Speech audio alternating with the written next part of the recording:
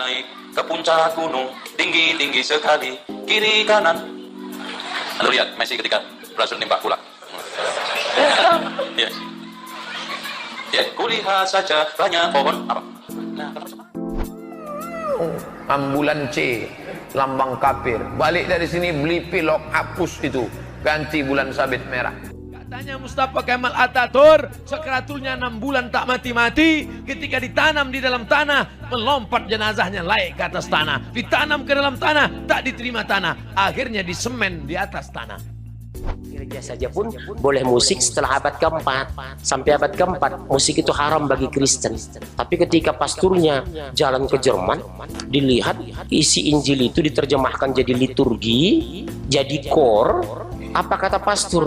Kalau kita pisahkan mereka dari musik, mereka akan keluar dari Kristen. Sudah, kita jadikan musik bagian ibadah Kristen. Makanya sekarang mereka nyanyi. Islam ini dinistakan berapa ribu kali, come on my brother and sister. Kita sebagai orang Islam dinistakan habis-habisan.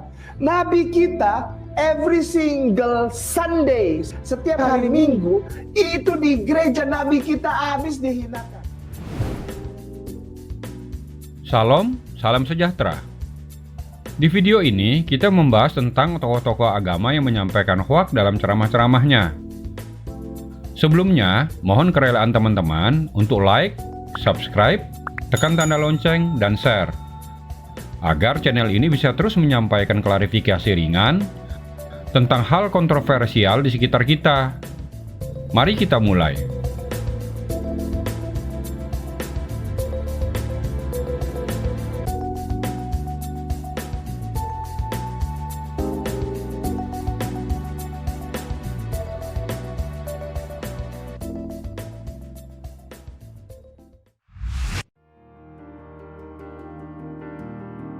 Ada beberapa video tentang hoaks yang disampaikan oknum-oknum tokoh agama. Pertama kita tampilkan video seorang ustadz yang menyampaikan hoaks anti-Islam pada lagu anak-anak.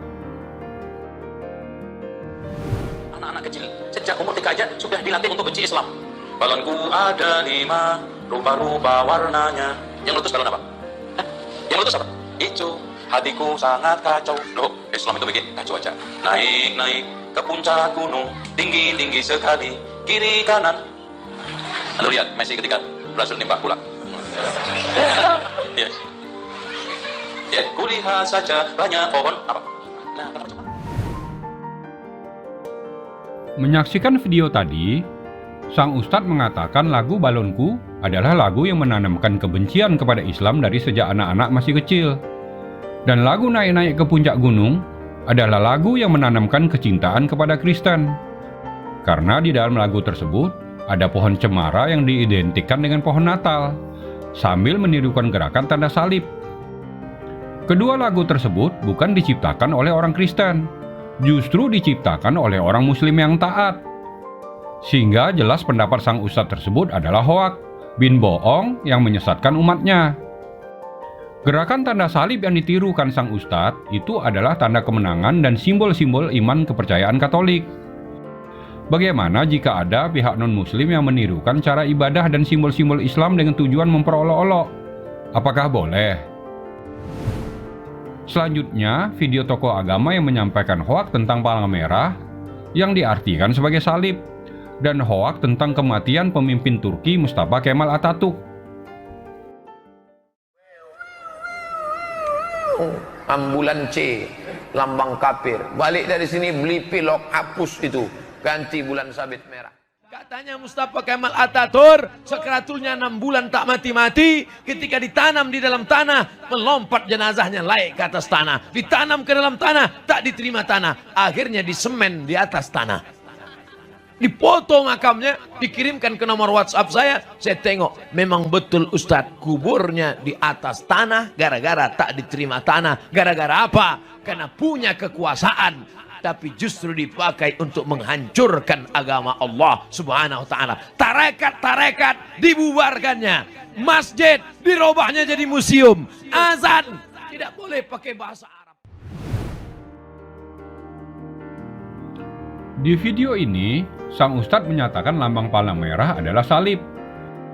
Pernyataan tersebut jelas ngawur, menunjukkan sang ustadz tidak paham arti sebenarnya lambang palang merah yang diambil dari lambang plus atau positif atau hidup, yang bermakna upaya penyelamatan kehidupan. Juga pernyataan sang ustadz tentang kematian pemimpin Turki yang bersumber dari berita hoak. Mustafa Kemal Atatürk begitu dibenci oleh sebagian umat Islam di Republik Indonesia. Namun faktanya, Mustafa Kemal Atatürk adalah pahlawan yang sangat dihormati oleh bangsa Turki. Sehingga Mustafa Kemal Atatürk diberi gelar sebagai Bapak Bangsa Turki.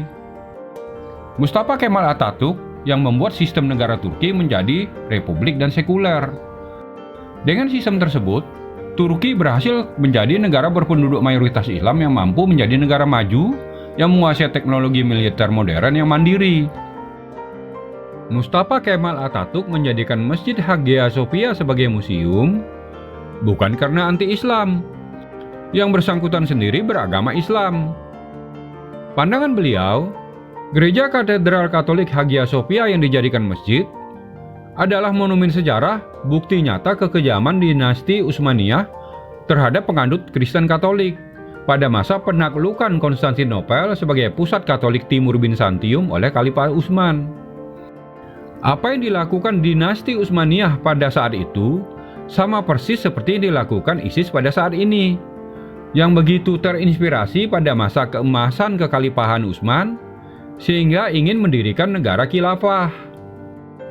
Bagi Mustafa Kemal Atatürk, hal tersebut sejarah kejam yang kelam yang coba dinetralisir beliau dengan tidak menjadikan Hagia Sophia sebagai masjid dan tidak juga dikembalikan menjadi gereja. Bagaimana jika Israel merubah Masjidil Aqsa menjadi sinagoga Raja Salomon? Tentu tidak bisa diterima oleh umat Muslim. Di balik kontroversi tentang sejarah Mustafa Kemal Atatürk, jelas pendapat yang menyatakan jenazah Mustafa Kemal Atatürk tidak diterima bumi adalah hoak dan kebohongan besar. Begitu banyak para pendosa dan orang-orang yang dicap kafir di dunia ini. Tidak ada satu fakta pun yang menunjukkan pendosa dan orang kafir ada jasadnya yang tidak pernah diterima bumi. Paling yang ada adalah kisah dongeng yang sering ditayangkan di sinetron Rahasia Ilahi. Masa sih hidup harus bergantung kepada dongeng? Berikutnya kita saksikan kebohongan-kebohongan yang disampaikan oleh oknum-oknum tokoh agama lainnya.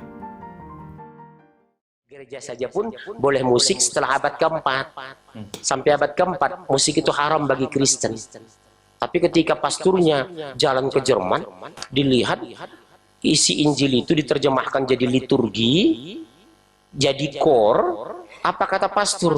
Kalau kita pisahkan mereka dari musik, mereka akan keluar dari Kristen. Sudah, kita jadikan musik bagian ibadah Kristen. Makanya sekarang mereka nyanyi, Pak.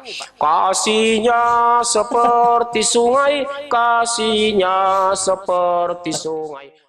Islam ini dinistakan berapa ribu kali, come on, my brother and sister. Kita sebagai orang Islam dinistakan habis-habisan. Nabi kita, every single Sunday, saya mau bilang ya, every single Sunday, setiap hari Minggu, itu di gereja Nabi kita habis dihinakan. Kita saksikan lagi kebohongan para oknum tokoh agama yang mengatakan pada awalnya Kristen juga mengharamkan bernyanyi seperti di video ini. Jelas sebuah kebohongan. Karena dari awal kekristenan sampai sekarang tidak pernah mengharamkan bernyanyi dan bermusik seperti di Islam. Fakta teologi di kitab suci Injil jelas tertulis di Mazmur 150 ayat 3-6, Kolose 3 ayat 16, Wahyu 5 ayat 13, justru menganjurkan umat Kristen bernyanyi dan bermusik dalam menyampaikan puji-pujian kepada Tuhan. Jadi dalil apa yang dijadikan referensi sang ustadz dalam menyatakan opininya tersebut, selain hanya bohong belaka demi sensasi? Jika bernyanyi haram, mengapa azan dan ngaji wajib merdu dan berirama? Merdu dan irama adalah unsur utama dalam bernyanyi dan bermusik. Juga hoak oknum yang mengatakan setiap hari Minggu Muhammad dibahas di gereja. Itu fitnah yang bersifat provokatif, bertendensi menghasut rasa kebencian antar umat. Setiap minggu selama pandemi, ibadah umat Katolik ditayangkan secara live streaming di beberapa channel TV, baik di YouTube maupun disiarkan secara langsung melalui TVRI yang bisa diakses semua orang. Ayo Tat, tunjukkan satu saja bukti video khotbah di gereja yang pernah membahas tentang Muhammad. Begitu kayanya kandungan Injil. Membahas kandungan Injil sebagai kebenaran firman Allah tidak ada habisnya. Jadi gereja tidak sempat membahas hal-hal yang di luar konteks Injil. Dan tidak sibuk pun para pastor dan pendeta untuk membahas sesuatu di luar konteks Injil yang kebenarannya bisa diperdebatkan, apalagi membahas Muhammad. Lebih menarik membahas teladan Tuhan Yesus yang akhlaknya lebih tinggi. Karena menurut Injil dan Al-Quran, Yesus atau Isa adalah suci dan tidak berdosa. Sekali lagi, yang disampaikan oknum-oknum di video ini adalah kebohongan besar tanpa dasar. Kebohongan oknum yang mengaku ustadz tentang pendidikan S1-nya sudah terbukti dan dibantah Sekolah Tinggi Teologi Jakarta bahwa oknum ini tidak pernah terdaftar sebagai alumni Sekolah Tinggi Teologi Jakarta. Yang bersangkutan juga tidak bisa menunjukkan paspor sebagai bukti pernah kuliah S2 di Belanda dan di Haifa, Israel. Bukti paling otentik adalah yang bersangkutan tidak bisa menunjukkan ijazah S1 dan S2-nya. Dan kebohongan yang paling konyol adalah ternyata Universitas Tanakh di Haifa, Israel yang disebut oknum ini tidak pernah ada alias fiktif. Oknum ini hanya salah satu di antara mualaf-mualaf yang menjual kemualafannya kepada umat-umat yang begitu tersanjung jika ada mualaf yang nampak berpenampilan cerdas. Jual penampilan saja kepada umat yang mudah dibohongi. Ibarat tong kosong bunyinya gelondang. Wong umatnya nggak ngerti tentang kekristenan. Dibohongi apa? Ya manduk-manduk saja dengan penuh kekaguman. Walau yang disampaikan hoak. Ibnu Rushd, seorang filsuf muslim berkata, untuk menguasai orang bodoh, bungkuslah yang batil dengan agama. Mualaf-mualaf sejenis ini adalah orang yang terobsesi menjadi imam. Karena di Kristen, imam harus lulusan seminari tinggi atau sekolah tinggi teologi, sedangkan oknum-oknum ini ilmunya dangkal, sekolahnya tidak cukup. Seperti idiom, bodohnya kelewatan, pinternya belum nyampe. Yang paling instan dan paling mudah, pilihannya ya ngaku ustadz. Cukup modal peci dan baju koko, tidak perlu ijazah atau sertifikat, ceramah bermodal menjelek-jelekkan agama lamanya. Mau bohong atau benar nggak penting. Plus status mualaf. Bakalan ramai yang menghadiri ceramahnya. Begitu kurangkah kandungan Al-Quran untuk dibahas, sehingga harus sibuk membahas Injil di dalam tausiah-tausiah. Membahas dan menafsir kandungan Injil itu ada sekolahnya, pendidikannya belasan tahun, serta ada lembaga khusus yang diisi oleh para ahli dengan pendidikan teologi setara doktor dan profesor. Beda dengan yang hanya bermodal peci, baju koko, coman ayat ini ayat itu, sudah bisa ngaku ustadz. Apalagi mualaf yang pendidikannya abal-abal, alias ngaku lulusan ini lulusan itu, begitu disuruh menunjukkan bukti ijazah, ngeles ini, berkelit itu. Imam-imam Kristen jelas ada ijazahnya, beda dengan yang sertifikat saja tidak punya. Menjadi tanda tanya besar, mengapa oknum-oknum di video ini, jika mulai membahas materi yang keluar dari konteks Al-Quran, maka mulailah oknum-oknum tersebut menyampaikan hoak atau kebohongan. Apakah semata demi sensasi, atau karena wawasan sang oknum dan umatnya yang memang sangat terbatas, sehingga harus menyampaikan hoak, dan celakanya umatnya percaya pula. Bagaimana mungkin umat bisa menjadi cerdas jika tokoh-tokoh panutan agama selalu menyampaikan info bohong alias hoak? Barangkali loh ya, hal tersebut yang menyebabkan hasil penelitian worldpopulationreview.com menunjukkan IQ rata-rata muslim di seluruh dunia berada di angka 83, di bawah IQ rata-rata penduduk dunia yang berada di angka 89. Sedangkan IQ rata-rata penduduk dunia masih berada di bawah IQ rata-rata non-muslim dunia yang berada di angka 91. Ustadz Abdul Somad pernah berkata, jika percaya kepada hoak, maka nanti surga yang didapat adalah surga hoak juga. Tapi kok hobi ngehoak ya? Mari beragama dengan akal sehat, agar menjadi semakin cerdas. Semoga Tuhan yang Maha Kasih dan Maha Penyayang memberkati kita semua. Amin.